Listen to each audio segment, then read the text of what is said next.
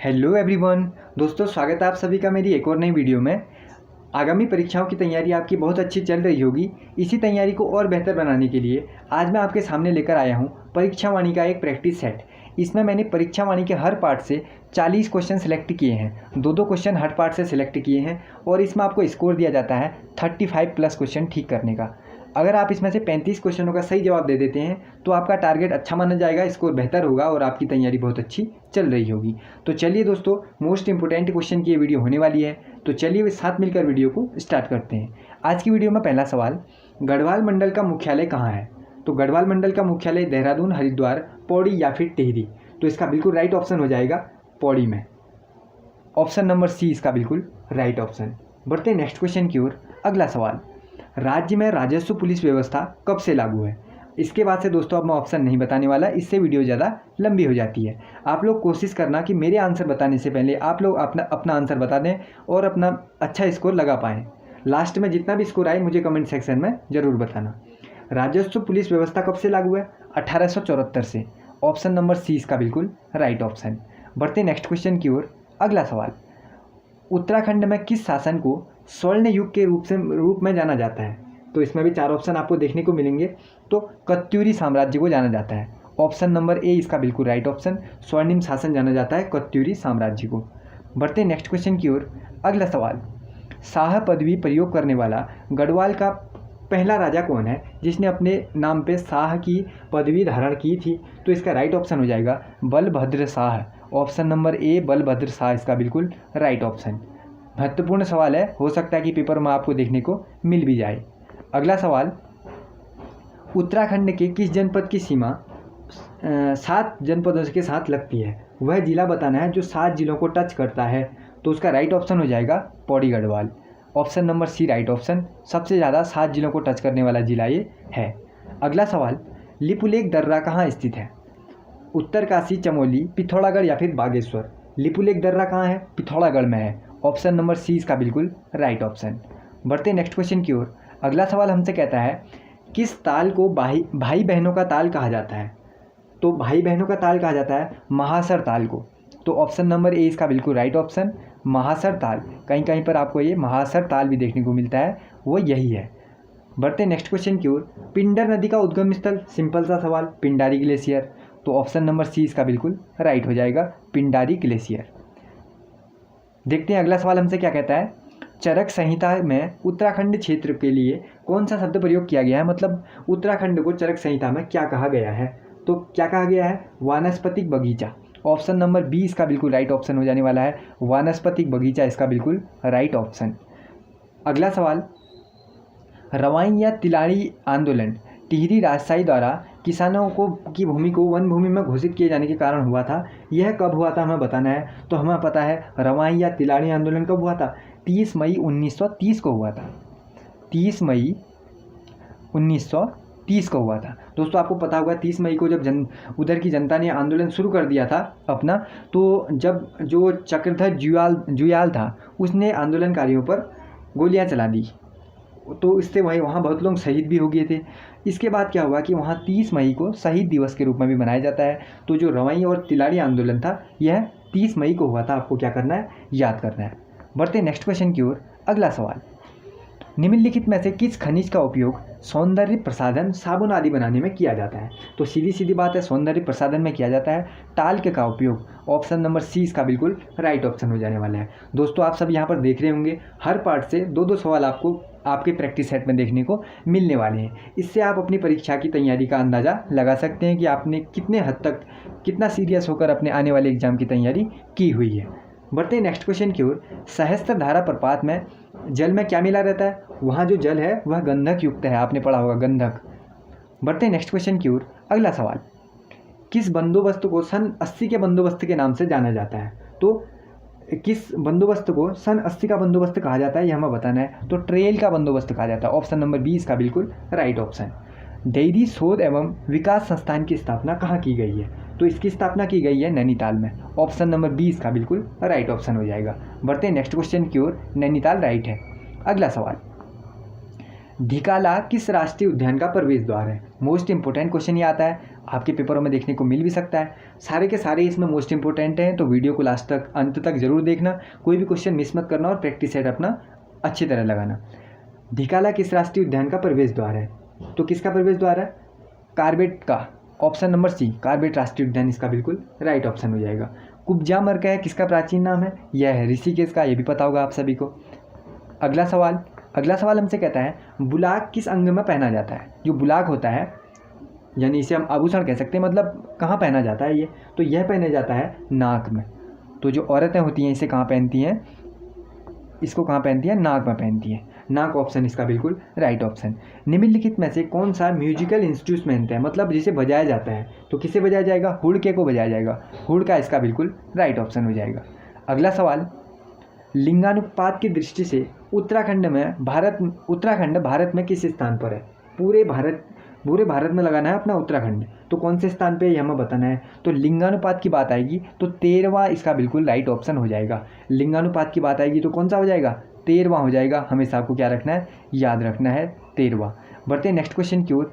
लिंगानुपात में 13वां हो जाएगा। और अगले सवाल में पूछ दिया हमसे 2011 की जनगणना के अनुसार जनसंख्या घनत्व में कौन सा है?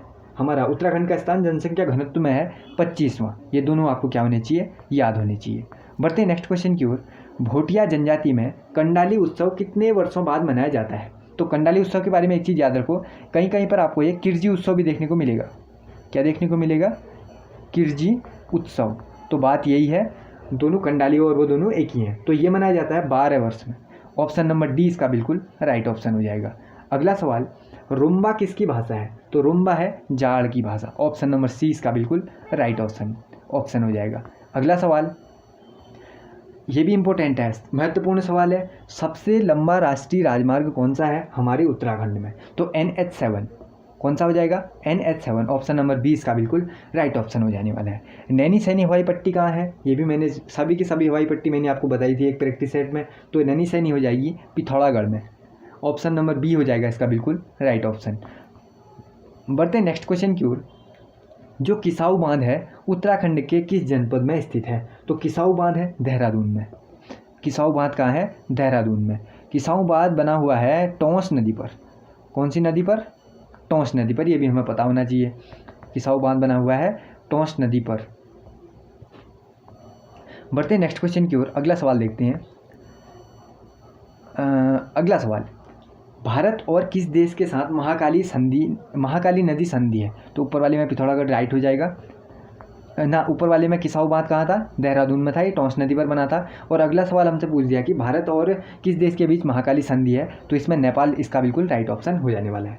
बढ़ते हैं नेक्स्ट क्वेश्चन की ओर। अगला सवाल हमसे क्या कहता है? राज्य में शिल्प उत्पाद होते हैं जो उन्हें दूसरे राज्यों में ले जाकर किस ब्रांड नेम से बेचा जाता है? तो इसका बिल्कुल राइट ऑप्शन हो जाएगा हिमाद्री ब्रांड नेम से बेचा जाता है। जो शिल्प उत्पाद उत्तराखंड में बनते हैं और उन्हें दूसरे राज्यों में बेचा जाता है हिमाद्री ब्रांड नेम से।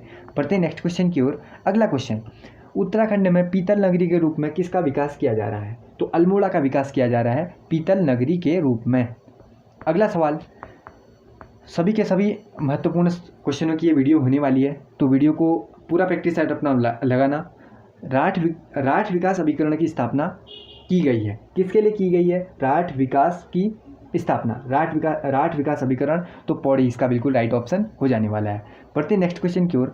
पंचायतों और वन पंचायतों में महिलाओं को कितना % का आरक्षण मिलता है? तो महिलाओं को वन पंचायतों में मिलता है 50% का आरक्षण। ये सभी बात आपको क्या होनी चाहिए? पता होनी चाहिए। बढ़ते नेक्स्ट क्वेश्चन की ओर। अगला सवाल, द दून स्कूल के संस्थापक कौन है? द दून स्कूल के संस्थापक की अगर बात आएगी सतीश रंजन दास इसका बिल्कुल राइट ऑप्शन हो जाएगा। ऑप्शन नंबर बी इसका बिल्कुल राइट ऑप्शन। अगला सवाल देखते हैं, वो हमसे क्या कहता है? Descriptive list of martial caste of Almora, इस पुस्तिका के लेखक कौन है? तो इस पुस्तिका के लेखक कौन है? गंगा दत्तू उप्रेती जी। ऑप्शन नंबर डी इसका बिल्कुल सही जवाब हो जाएगा।